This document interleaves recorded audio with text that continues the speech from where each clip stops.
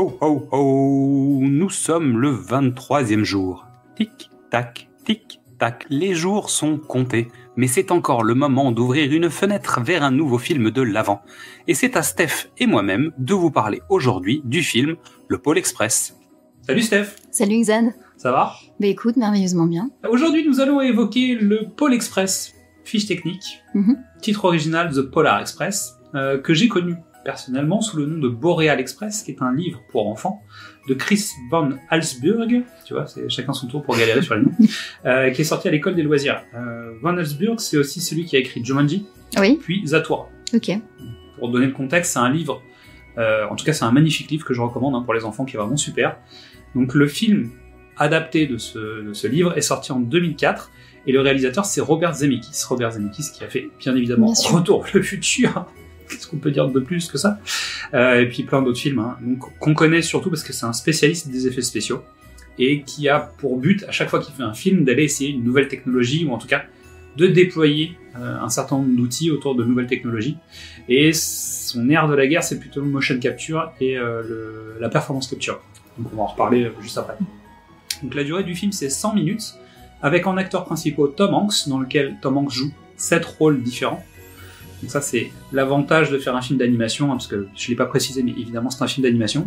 Et la performance capture permet à Tom Hanks d'incarner plein de personnages différents, enfants et adultes, à différents endroits du film, etc. Donc il y a aussi Michael Jeter qui joue les machinistes, il y a Daryl Zabara qui joue le jeune héros, comme Josh Hutcherson, qu'on a vu dans Hunger Games, et Leslie Arthur Zemeckis, donc qui est la fille de Robert Zemeckis, qui joue Sarah. Et au générique, on note Nona Gay, qui est donc la fille de Marvin Gaye, et Steven Tyler, donc d'Aerosmith, simplement, le père de Liv, puisque c'est la fille d'eux.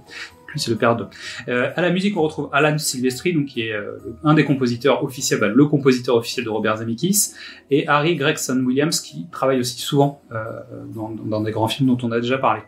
Donc le pitch de ce film: un jeune garçon qui se met à douter de l'existence du Père Noël monte dans un train mystérieux en partance pour le pôle Nord. À mesure que le Pôle Express s'enfonce dans des contrées enchantées, l'aventure est au rendez-vous et les jeunes passagers prennent conscience de l'étendue de leurs dons. À mon sens, c'est un film magique, féerique et technique. Que demander de plus ? Donc avec l'utilisation de la performance capture, Zemeckis en fait permet à ses comédiens de prendre plein de personnages différents et de donner vraiment et d'incarner des personnages à l'intérieur de films d'animation qui jusqu'alors étaient plutôt venaient de l'ordinateur. C'est-à-dire qu'on créait des personnages à l'ordinateur à qui on donnait de l'animation physique et on essayait de leur faire ressembler à des humains. Et petit à petit, en fait, on a commencé à mettre des pastilles sur le visage des gens pour pouvoir capter la façon de jouer. Et donc c'est un film qui est un petit peu particulier puisque c'est un des premiers films où des personnages créés par ordinateur ressemblent à des humains. Et donc on se retrouve face à un film qui est peut-être un peu dérangeant, en tout cas de prime abord. Le rapport entre le virtuel et le réel commence à fusionner, et on se retrouve avec des personnages qui ont l'air plus vrais que nature, alors que c'est des films d'animation, en tout cas dans cette situation-là.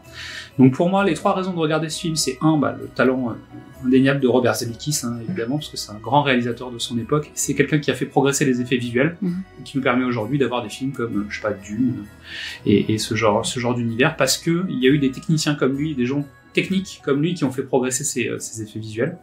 Et notamment, tout le MCU n'existerait pas si Robert Zemeckis n'avait pas été là pour essayer tous ces outils. Ensuite, dans un second temps, il y a le talent de Tom Hanks, parce que vraiment, il est extraordinaire, et c'est vraiment le festival Tom Hanks à l'intérieur de ce film. Et pour terminer, les histoires de Chris Van Allsburg, puisque, pour le coup, vraiment, cette histoire, elle est vraiment magique et féerique, et c'est grâce à lui.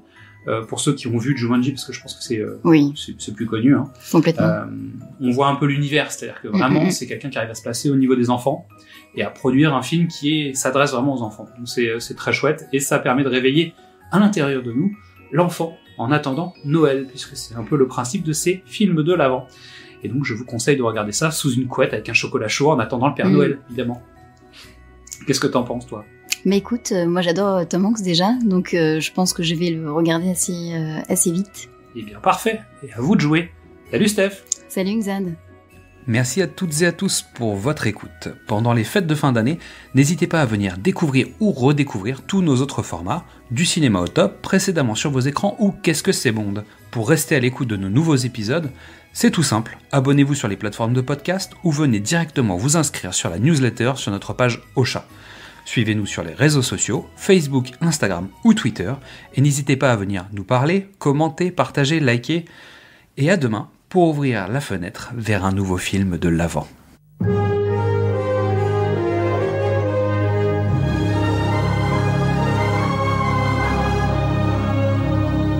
Une veille de Noël, il y a des années, j'étais allongé tranquillement dans mon lit. Je ne froissais pas les draps. Je respirais lentement et silencieusement. J'attendais un son que je pensais ne jamais entendre.